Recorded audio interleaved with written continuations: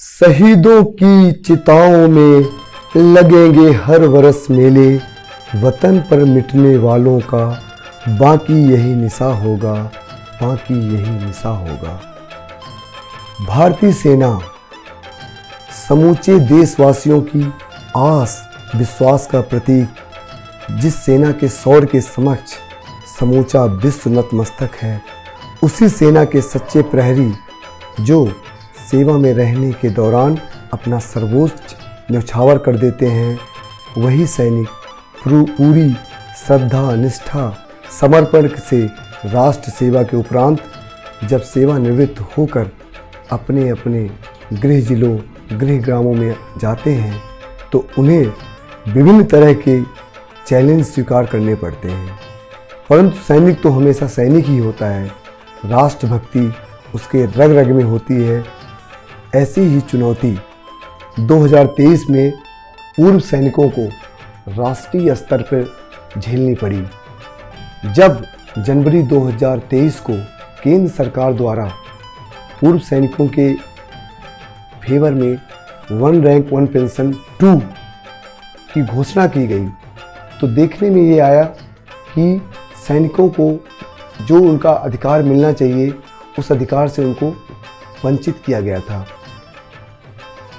इस one rank one pension की विसंगतियों के खिलाफ राष्ट्रीय स्तर पर आंदोलन का आगाज जब दिल्ली में जंतर मंतर में प्रारंभ हुआ और देश के कई पूर्व सैनिक संगठनों ने फैसला किया कि हम सब एक साथ होकर 20 फरवरी 2023 को एक ज्ञापन सौंपने का कार्यक्रम करेंगे। पूरे देश में समस्त जिलों को ये संदेश गया कि हम सबका ज्ञापन सौंपने का एक ही दिन होना चाहिए ताकि राष्ट्रीय संदेश जाए। इसी कड़ी में जब रीवा के पूर्व सैनिकों को ये संदेश मिला कि 20 फरवरी 2023 को ज्ञापन सौंपा जा रहा है, लेकिन उस दौरान रीवा के किसी भी सैनिक संगठन द्वारा या किसी सैनिक ग्रुप द्वारा किसी भी तरह का कोई ज्ञापन सौंपने का कार्य होता हुआ दिखाई नहीं दे रहा था। उस दौरान विंध्य की पावन धरा रीवा में 3 पूर्व सैनिक मित्र जो कि आपस में बैठ के चर्चा कर रहे थे कि 20 फरवरी नज़दीक आ गया, कहीं से भी कोई आह्वान रीवा की पावन धरा में नहीं हो रहा है कि हम सब जो है 20 फरवरी को ज्ञापन सौंपेंगे, तो ऐसे में तो रीवा का अपमान हो जाएगा। तो उसी सैनिकों में एक पूर्व सैनिक मृगेंद्र सिंह बघेल ने कहा कि ज्ञापन तो सौंप हम लोग दें, पर अभी इस शॉर्ट टाइम में कैसे पूर्व सैनिकों को एकत्र करेंगे, कैसे ये कार्यक्रम का आयोजन होगा। इस सवाल का जवाब देते हुए दूसरे मृत पूर्व सैनिक ज्ञानेंद्र प्रसाद पटेल ने कहा कि मैं जो है पूर्व सैनिकों का स्पर्श का काम करता हूँ, तो मेरे पास तकरीबन 250 पूर्व सैनिकों के संपर्क सूत्र हैं। अगर हम चाहें तो उन पूर्व सैनिकों को फ़ोन करके उन्हें बुलाकर एक टोली बनाकर रीवा पूर्व सैनिक संगठन के तौर पर कलेक्टर महोदय को ज्ञापन सौंप सकते हैं। वहीं पर दूसरे पूर्व सैनिक संजय भाई ने भी इसका समर्थन किया। तो इन 3 मित्रों की जो एक आस थी, एक विश्वास थी, वो एक ज्वाला के रूप में तब स्थापित हुई जब इन 3 सैनिकों को की इन बातों का समर्थन करने के लिए हमारे सीनियर पूर्व सैनिक सूबेदार मेजर राजेश कुमार शुक्ला जी ने कहा कि हाँ, ऐसा हम कर सकते हैं, प्रयास करने में क्या जाता है। तब हमने रजिस्टर उठाया और 150 करीब पूर्व सैनिकों से संपर्क स्थापित किया और उनसे निवेदन किया कि हम सब मिलकर 20 फरवरी 2023 को ज्ञापन सौंपने का कार्य करें, ताकि ऐसा ना हो कि सभी जिलों में ज्ञापन चला जाए और रीवा का नाम उससे अछूता रह जाए। अब इस काम को आगे बढ़ाने की जिम्मेदारी 3 से 4 कंधों में आ गई। इन्हीं सैनिकों ने अपने मित्रों को संपर्क करना को शुरू किया। ज्ञानेंद्र प्रसाद पटेल ने अपने परम मित्र अनिल पटेल, ब्रजेश पटेल, पुष्पेंद्र पटेल, इन सबको संपर्क किया। मृगेंद्र सिंह बघेल ने अपने परम मित्र रामधनी पटेल को संपर्क किया। उनके माध्यम से एक कड़ी से जुड़ती गई और ये संख्या जो है 3 से तकरीबन 20 की हो गई, जो इस रैली के लिए प्रचार प्रसार का कार्यक्रम शुरू किए। अब इसकी रूपरेखा बनाना था। उस समय हमारे संज्ञान में आया एक दूसरे पूर्व सैनिक यज्ञ प्रताप सिंह जी हरियाणा राजस्थान में संचालित साबका सैनिक संघर्ष कमेटी के माध्यम से इस ज्ञापन कार्यक्रम में जुड़ने का कार्य कर रहे थे। जानकारी मृगेंद्र सिंह की हुई, उन्होंने यज्ञ प्रताप जी से संपर्क किया और रैली का एक जो स्टैंडर्ड फॉरवर्ड होता है उसको प्राप्त किया और पूर्व सैनिक संगठन रीवा के नाम पर एक रैली का ज्ञापन बनाया और उस आह्वान में 20 फरवरी 2023 को तकरीबन 100 से ज़्यादा पूर्व सैनिक कॉलेज चौराहा विवेकानंद पार्क में एकत्र हुए। ये देखकर पूर्व सैनिकों को भरोसा नहीं हुआ, आपस में सोच रहे थे कि ये तो कोई रजिस्टर्ड संगठन नहीं है, आपस में एक छोटा सा प्रयास था। और इस पहले प्रयास में इतने पूर्व सैनिक एकत्र हुए, सब ने बैठ के रणनीति बनाई और गगनचुंबी नारों के साथ वो रैली होती हुई कलेक्ट्रेट कार्यालय पहुंची और वहां पर हमने जो है कलेक्टर महोदय को ज्ञापन सौंपा, जो ज्ञापन सीधे राष्ट्रपति महोदय के नाम से सौंपा गया। रैली की शानदार सफलता के बाद जो भी सदस्य उसमें शामिल हुए थे उसमें से 15-20 सदस्य इतने उत्साहित हुए कि उन्होंने 20 फरवरी की शाम को ही ज्ञान एमपी ऑनलाइन के संचालक पूर्व सैनिक ज्ञानेंद्र प्रसाद पटेल की शॉप में आके संपर्क किया कि एक आह्वान में इतने पूर्व सैनिक आ गए, तो अगर हम इसको एक सैनिक एकता का रूप दें तो आने वाले समय में हमारी समस्याओं का समाधान बड़े आसानी से हो जाएगा। और इसी कड़ी में सबने ये कहा कि इस सैनिक ग्रुप को एक संगठन का रूप दिया जाए। सबने आपस में बैठ के फैसला किया और उस फैसले के दौरान ये कहा गया कि संगठन का एक नाम से रजिस्ट्रेशन कराया जाए। चूँकि ये देखा गया कि उस प्रारंभिक रैली में रीवा ही नहीं अपितु सीधी, सतना, कटनी, अभी का मैहर जो जिला है, मऊगंज जिला है, उस समय तहसील थी, वहाँ से दूर दूर से पूर्व सैनिक एकत्र हुए थे। तो हमें ऐसा लगा कि अगर हम इस सैनिक संगठन को रीवा सैनिक संगठन के रूप में स्थापित करेंगे तो जो उत्साहित सदस्य आज आए हैं तो कल को हो सकता है कि रीवा सैनिक संगठन का नाम देख के ना आए। तो हमें ऐसा लगा कि चूँकि पहली रैली में बिंद के कई जिलों के पूर्व सैनिक सम्मिलित हुए थे, इसलिए हमने इसका नाम बिंद पूर्व सैनिक कल्याण संगठन के नाम से रजिस्ट्रेशन प्रारंभ करने का काम किया। 15 मार्च 2023 को संगठन का अस्थायी रजिस्ट्रेशन हमें प्राप्त हुआ। उससे पहले 6 मार्च को होली का त्यौहार उन्हीं 100 से ज़्यादा पूर्व सैनिकों की उपस्थिति में मनाया गया। हम सब ने बड़े ही हर्षोल्लास से होली मिलन समारोह कार्यक्रम का आयोजन किया और आगे चलकर लगातार ही हम इस होली मिलन समारोह को आज तक मनाते आ रहे हैं। उस कार्यक्रम के बाद हमारे सक्रिय सदस्य आरडी नापित के पूज्य पिताजी का स्वर्गवास हो गया था, जो पुराने सैनिक थे जिनका नाम रिटायर्ड राजधन नापित जी था। उनकी 13वीं संस्कार के लिए 18 मार्च को आरडी नापित द्वारा संगठन को आमंत्रित किया गया। तो उस कार्यक्रम में सम्मिलित होने के लिए पूर्व सैनिकों में इतना जोश था कि 5 4 पहिया वाहन और 20 से ज़्यादा 2 पहिया वाहनों के माध्यम से तिरंगा रैली देवतलाव के पास आठी गांव पहुंची, जहां पर सभी ने हमारे दिवंगत पूर्व सैनिक राजधन नापित जी के श्री चरणों में श्रद्धा सुमन अर्पित किए और उनके इस शोक सभा में शामिल हुए। और ऐसे ही संगठन जो है लगातार रोज नए नए कार्य करता रहा, कड़ी आगे बढ़ती गई। OROP 2 का आंदोलन और भी स्पीड पकड़ रहा था। केंद्रीय नेतृत्व के आह्वान पे फिर से 4 अप्रैल 2023 को कलेक्टर महोदय को ज्ञापन सौंपना था, लेकिन इस बार हमारी तैयारियां इतनी मजबूत हुई कि जहां पहली रैली में 100 सदस्य एकत्र हुए थे, इस बार 4 अप्रैल को संख्या 300 प्लस थी। ये देखकर हमारा आस विश्वास और बढ़ गया और इसी कड़ी में लगातार 4 अप्रैल के बाद 30 अप्रैल, 15 मई, 30 मई को भी हमने SDM और कलेक्टर महोदय को ज्ञापन सौंपने का काम किया। तो जुलाई 2023 को जंतर मंतर से हमारी जो केंद्रीय समिति थी, उन्होंने आह्वान किया कि हम सब जो है कलेक्टर महोदय के ऑफिस सामने आंशिक भूख हड़ताल करेंगे, इस कार्य को भी बिंद पूर्व सैनिक कल्याण संगठन ने बड़ी ही तन्मयता से किया।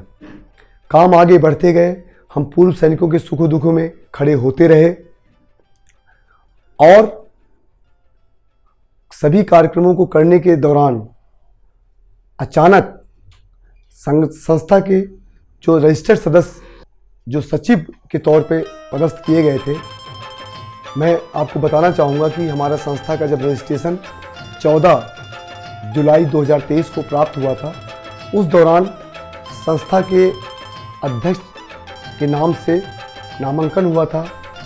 कैप्टन श्यामलाल पटेल जी रिटायर्ड, उपाध्यक्ष के तौर पर सूबेदार मेजर रिटायर्ड राजेश कुमार शुक्ला जी, सचिव के तौर पर पूर्व सैनिक मृगेल सिंह बघेल का नामांकन किया गया था और कोषाध्यक्ष के लिए संस्था में ज्ञानेंद्र प्रसाद पटेल जी को चुना गया था। संयुक्त सचिव के रूप में पूर्व सैनिक संजय सिंह जी का नाम चुना गया था।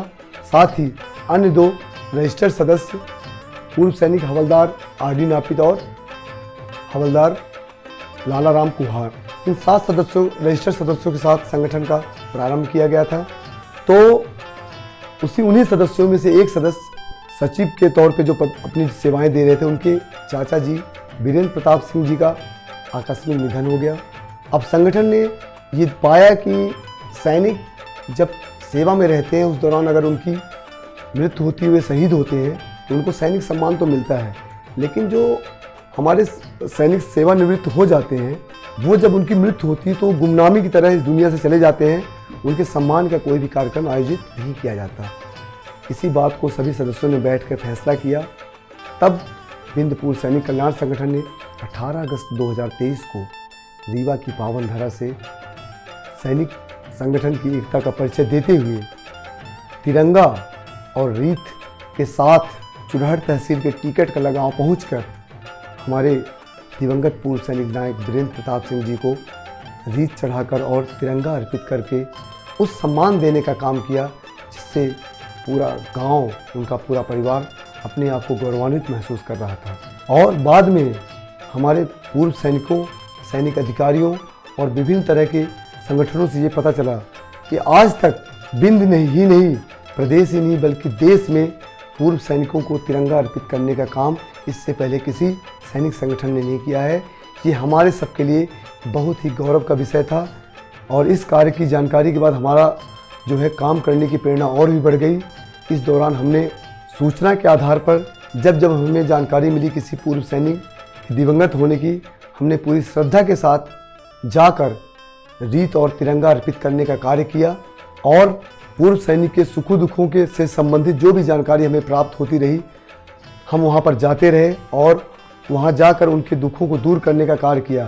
साथ में जो हमारे पूर्व सैनिक संगठन को विभिन्न तरह के कार्यक्रमों में आमंत्रित करते थे, वहां जाने का भी कार्य जो है संगठन ने हमेशा किया, चाहे वो किसी हमारे पूर्व सैनिक की पुत्री का विवाह हो, पुत्र का विवाह हो, या हमारे पूर्व सैनिकों के और भी ऐसे सामाजिक कार्यक्रम होते हैं, सब में पहुंचकर हमने बच्चियों को आशीर्वाद प्रदान किया। साथ में उस पूर्व सैनिक के नाम, सम्मान और गौरव बढ़ाने का भी कार्य हमने किया। सैनिक संगठन अपना लगातार कार्य कर रहा था पूरी तन्मयता के साथ, पूरी ईमानदारी के साथ। बीच बीच में ऐसे चैलेंजेस आते थे कि ऐसा लगता था कि समस्याएं आ गई हैं और चूँकि किसी कार्य को करने में धन की बड़ी आवश्यकता होती थी, तब हमारे सैनिक संगठन ने ये फैसला किया कि अगर हम सब 100 रुपये पर मंथ इकट्ठा करें तो हमारे सैनिक जो कार्यक्रम है वो आसानी से आयोजित होते रहेंगे। संगठन लगातार सभी तरह के सुख दुख के कार्यक्रम को आयोजित करता जा रहा था। संगठन मजबूत होता जा रहा था, संगठन नित ऊंचाइयां छूता जा रहा था। ऐसे ही करते करते समय बीतता गया और फिर से दोबारा जो हमारे सामने एक चैलेंज आया कि पुलिस भर्ती जो मध्य प्रदेश शासन द्वारा आयोजित की गई, उसमें हमें जो सैनिक कोटा मिलता था उस कोटे को बिल्कुल ही क्लू के आधार पर उसको घुमा फिरा दिया गया। तो हमें जो हमारा कोटा मिल रहा था वो नहीं मिला। तो हमने उस मैटर में मुख्यमंत्री जी के खिलाफ कलेक्टर महोदय को ज्ञापन सौंपने का कार्य किया और साथ में पटवारी भर्ती में जो नियुक्ति में देरी हो रही थी तो हमने अपने पूर्व सैनिकों के हित में ज्ञापन सौंपने का भी कार्य किया। संगठन सभी कार्य को करते करते जाकर मार्च 2025 में पहुंच गया।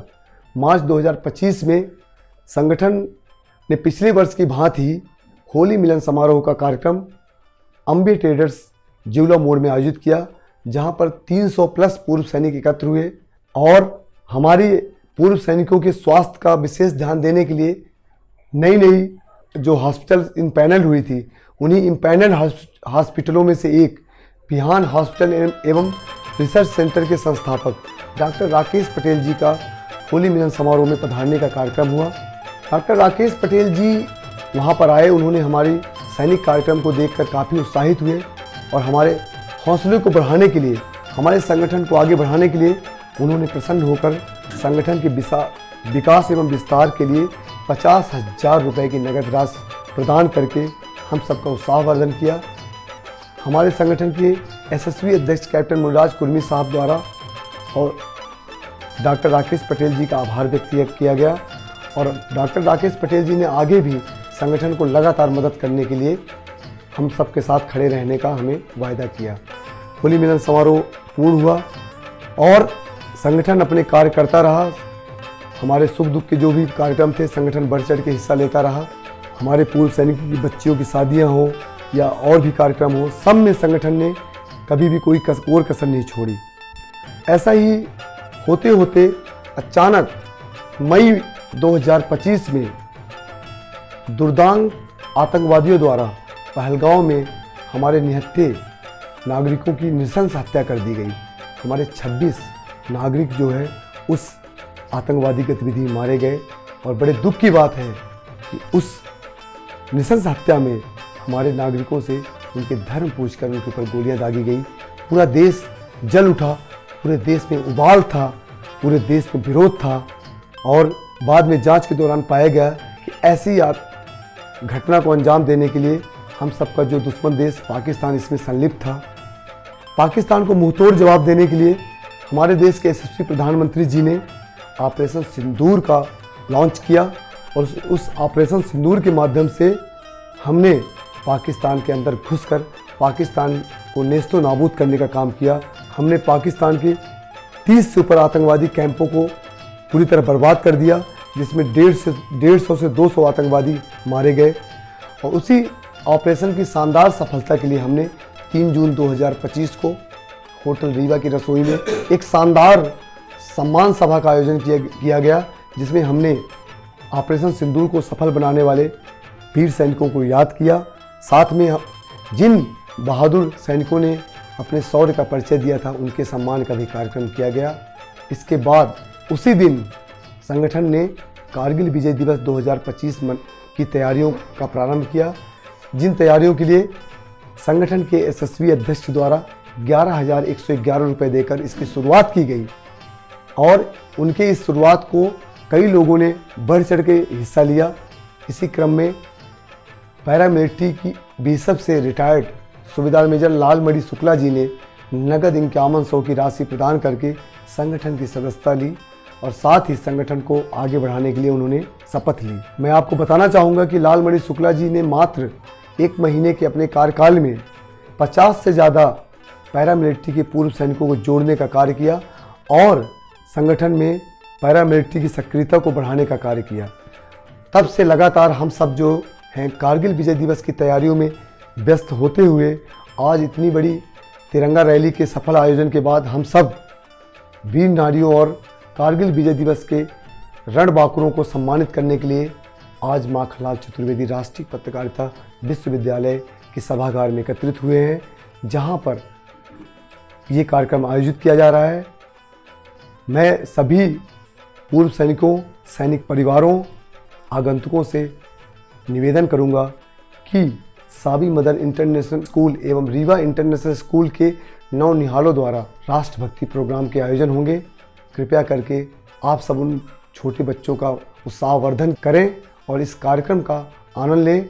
बहुत बहुत धन्यवाद। जय हिंद। सैनिक एकता जिंदाबाद।